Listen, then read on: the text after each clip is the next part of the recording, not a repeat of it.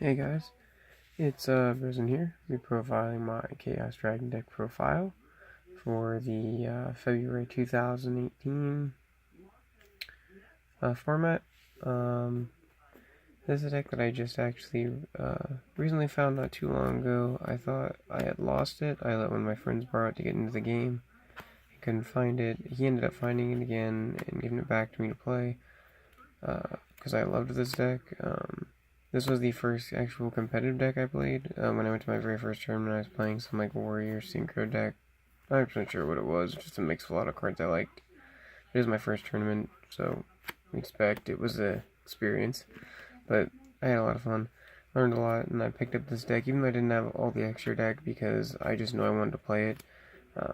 It's really fun, still competitive, not tier 1, but really fun. It makes some pretty good boards. But without further ado, this is my Chaos Dragon deck profile for you guys. Alright. So starting off, I play 3 Light Pulsar. It's the better of the 2 dragons. He can be special for grave by banishing a light and dark from hand, or from your hand by banishing a light and dark from your grave. When he's destroyed, you can special summon a level 7 or higher dark dragon. I think. Yeah. It's been a little bit since I played. A level 5 or higher, my bad. Dark Dragon, which combos really well with one of the bigger dragons I play. And I play one of the other dragon, which is one Dark Floor Dragon.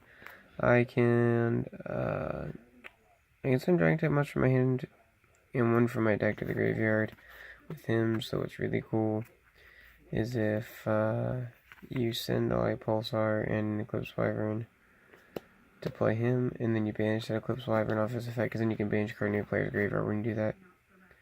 So then you banish the Eclipse Wyvern and add the red MD that you banished off of that, and then you banish the Dark for red MD and special summon the Light Pulsar, which is super cool. But he's just a combo maker.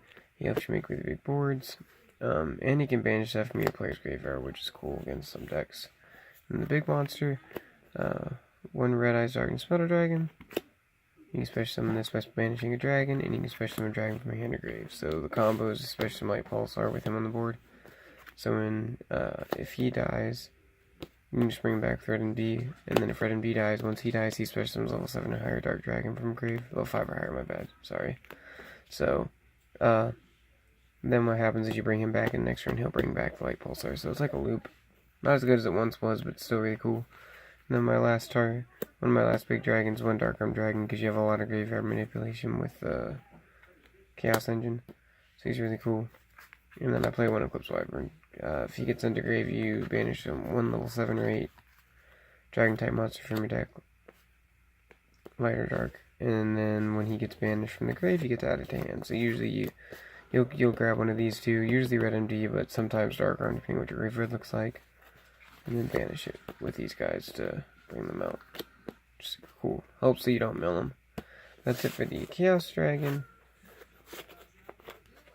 portion. Now we go into another engine I play in this deck. I play a Burning Abyss engine, so I play 3 Scarm as your Searcher, 3 Farfa as your spot removal,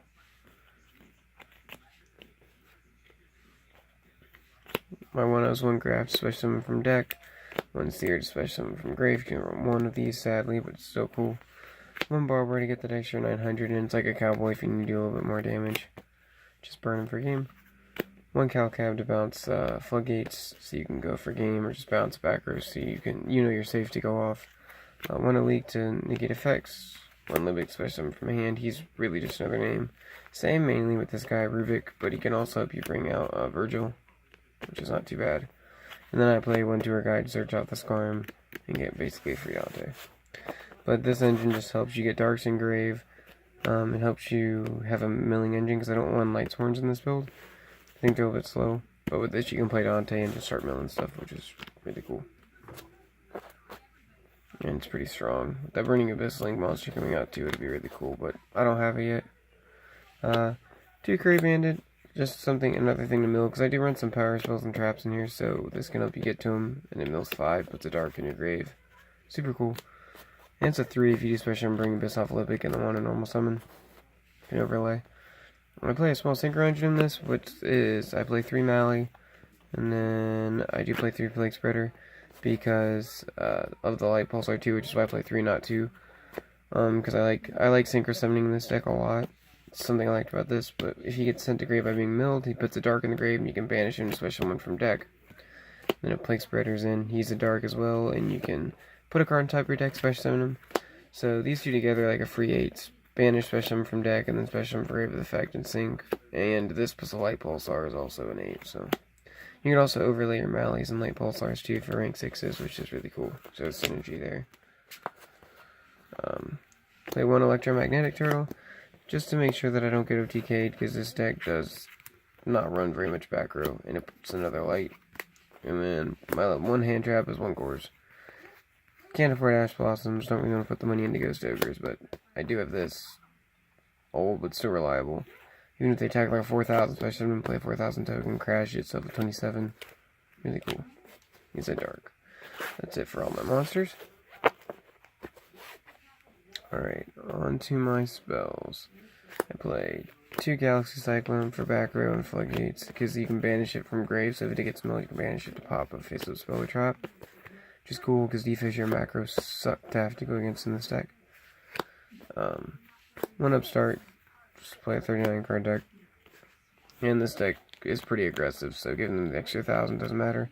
1 Foolish, just to send whatever you need in the grave, either an Eclipse Wyvern to get your Red MD, or any Burning Abyss to get their effect. If you need a light to special summon Chaos Dragon or a Dark, whichever one you're missing. And what's really cool with this is a Foolish Burial is basically just whatever Burning Wish you want, because you can send Graph off it to special summon 1 and then just go off. Super cool. My last spell is 1 Dark Hole. Just a blow board. Board clearances are nice. Traps are only 1 breakthrough skill. Negate effects, and you can still use it from graves, so I do like being able to run cards, so even if they get banished, you still get pluses off of them, which is really nice, because that's the problem with mill decks sometimes. Like before, when you used to play this deck, you'd mill a lot of your good cards, but now you can get usefulness out of some of them. Well, if I could talk. Sorry, guys. And then the last card I run is 3 Drowning Mirror Force. I love this card. I think it's one of the best Mirror Forces in the game. And you do have a lot of open boards, because sometimes you just brick, or they regek you, or attack, or whatever you got. So this card is live, and it's really awesome. So yeah. That's it for the deck for you guys. I got 4 traps, 5 spells, and 31 monsters. Alright. Off to the extra deck. I played 2 Cypher Lord Omegas. Just to play 2 for the hand loop, because these guys are cool when you banish them to banish a card of your opponent's hand. When he comes back off his effect, he comes to the main monster zone, so he leaves the zone open. So these are really good. And they can recycle your Plague Spreaders and your Mallies, any lights and darks you have in your grave, like Electromagnetic Turtle. Any of your Cyclones, breakthrough skills, they can just put it back in grave, which is sweet. 1 Colossal Fighter, because with Mally, he can get a little bit bigger. He's still dark, and he's awesome to crash things and bring himself back. And if they play anything like BLS or anything like that, you can make him pay for it. Just destroy him, bring back some of theirs that you need. It's cool. 1 Scrap Dragon. He's a dragon for Red MD. He's light, by the way, too, which is cool for the graveyard. But I do like him to pop problem spells and traps. He's an old but reliable synchro. 1 Black Rose Dragon, split board. Dark Flare and a Plague Spreader. 1 Blackwing Northumberland Starlight. I have him in the extra deck. If the situation arises that I get like a Plague Spreader and an Electromagnetic Turtle.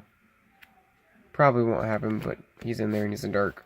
He's cool, he's a cowboy, and he can make some lose 800, so you can swing over. 1 Ally Justice Catastrophe.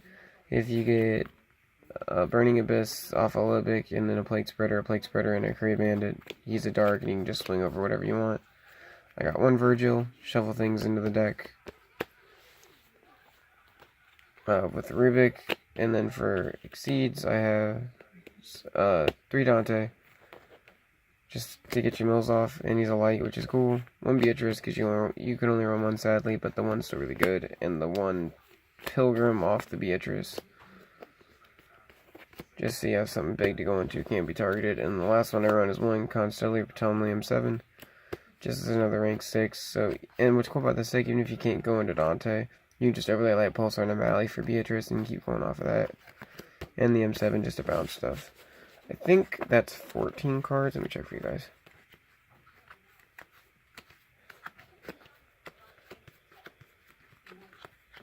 Yeah, 14. The 15th card would be a Decode Talker that I put in here for now, because I don't use very many links, but I'm testing them out still for this deck until we can get that Burning Abyss link, which probably like the M7.